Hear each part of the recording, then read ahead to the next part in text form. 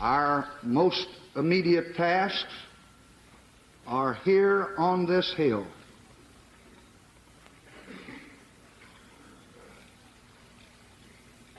First, no memorial oration or eulogy could more eloquently honor President Kennedy's memory than the earliest possible passage of the Civil Rights Bill for which he fought so long. That was President Lyndon B. Johnson just days after President Kennedy was assassinated, urging Congress to take action on the late president's civil rights bill. Months later, Congress passed the 1964 Civil Rights Act, and hours after it passed, President Johnson signed it into law. 60 years ago today. Afterwards, President Johnson called on the country to fulfill its founding promise that all its citizens were created equal. Tonight, I urge every public official, every religious leader, every business and professional man, every working man, every housewife, I urge every American to join in this effort to bring justice and hope to all our people and to bring peace to our land. Joining us now, Pulitzer Prize-winning author and presidential historian Doris Kearns Goodwin to think about where we are now versus where we were headed back then. And Gene Robinson has the first question for you. Doris.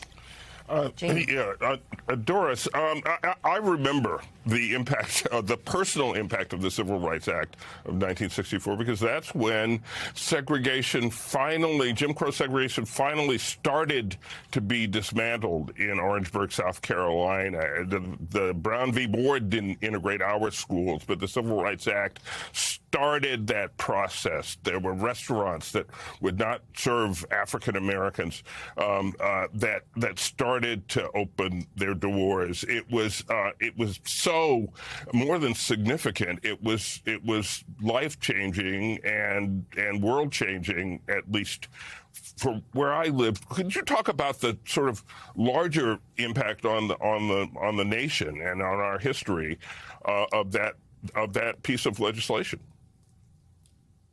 Yeah, I think it's so important, especially at this disheartening time, to remember there was once a time in this country when something huge went forward, just exactly as you say. At the very moment that President Johnson signed that legislation, all of those years, 78 years of Jim Crow legislation was gone. That next day, minutes afterwards, blacks could walk into hotels, department stores, and all the indignities of daily life would be beginning to be erased. You know, and it's interesting just hearing Lyndon Johnson at the beginning in that first speech he gave to the joint session of Congress right after JFK had died. He made that decision. It was a very courageous decision to make his #1 priority the passage of that bill. His advisor said, "You're crazy to do that. You'll never get it through. The Democratic Party is split in two. The filibuster will take 2/3. You won't be able to get it there. You'll be a failed president. You'll have to go before the country in 11 months as a failed president. You only have a certain amount of currency to expend as president. You should not expend it on this." And then what did he famously say? He said, "Then what the hell is the presidency for?" I mean, that was a time when the presidency had huge ambitions for good in this country. And then immediately he set to work to get the Republicans to go with him to join the Northern Democrats. And that meant old Everett Dirksen had to be brought into the fold, the minority leader.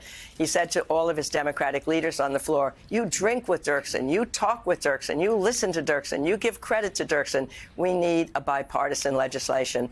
And Dirksen came around. Finally, Johnson said to him, knowing that he cared, too, about his legacy, as did Lyndon Johnson, "You know, Everett, you bring your Republicans to help the Democrats pass this bill, and 200 years from now, school children will know only two names, Abraham Lincoln and Everett Dirksen. How can Dirksen resist? He brought 22 Republicans, 44 Democrats. They passed that law that changed the face of this country. We've got to remember those moments in this disheartening time. You know, Doris, you look at those still photographs of the signing ceremony, and they're just extraordinary portraits of American history. Martin Luther King Jr. is there. The Attorney General Bobby Kennedy is there. Everett Dirksen, as you said, FBI Director J. Edgar Hoover is there. So can you speak, Doris, to how America got to that day 60 years ago? And by that, I mean the pressure placed on President Johnson by the Civil Rights Movement, by Martin Luther King and many, many other people, and the partnership between Dr. King and President Johnson to get the legislation through. It's one of those moments in history when the outside movement, the civil rights movement, comes into the highest councils of power with Lyndon Johnson and the Congress.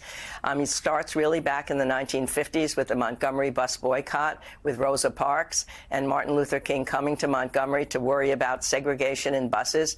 It takes the Freedom Riders. It takes the sit-ins during all that time of young people in the late 50s and 60s, all the way up through Birmingham, which really fired the conscience of the country when peaceful civil rights marchers were going through the streets to Montgomery to protest the failure of civil rights being still segregated. And what have they done? They're met by Bull Connor's dogs. They're met by high-pressured hoses. Young kids are struck down. They're sent to jail. And suddenly the conscience of the country is fired. And then Martin Luther King brings that to the legislation. That's where John Kennedy finally introduces the bill in June. Then you have that great civil rights march in August. It took a long time. And then finally, Lyndon Johnson gets it passed. And I think what it illustrates is that for change to take place, we have to be patient sometimes. It takes a long time. But they kept moving forward. And without the civil rights movement and the bravery and of the Freedom Riders and the Freedom Soldiers in all those marches, it would not have happened. So they deserve those pens. So did the Democrats. So did the Republicans. So did Bobby Kennedy, who was at the head of the Justice Department at that time. And to see that panoply of people there getting those pens and knowing that they had made an historic change, and it just makes us feel we have to remember these moments. We did it once before in our country. Once upon a time, we were a country that did these things. We've got to believe we can do it again. You can stare at those photographs from a long time. Just go around and see all who was in that room. Let's bring into the conversation former Secretary of Homeland Security in the Obama administration, Jeh Johnson. Mr. Secretary, always good to have you with us. A lot to talk to you about today, but just curious, as we think about the 60th anniversary of the Civil Rights Act, the point that Doris made about getting things done, about bipartisan work, and President Biden has done a bunch of that in his first 4 years. But you think about something like that, what we're looking at, the Civil Rights Act, and how difficult it might be nowadays, given the way our politics is so polarized. Back then, it took a legislative master like Lyndon Johnson to push through the Civil Rights Act, to push through the Voting Rights Act the following year. He was master of the Senate and knew how Congress worked. And I suspect that only Lyndon Johnson could have done what he did 60 years ago today. We're, of course, in a very different place right now. Our politics is polarized.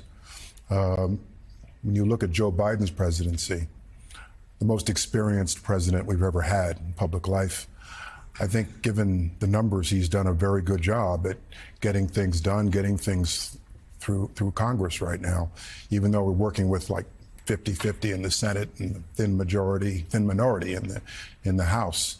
And I think his legislative record is highly commendable.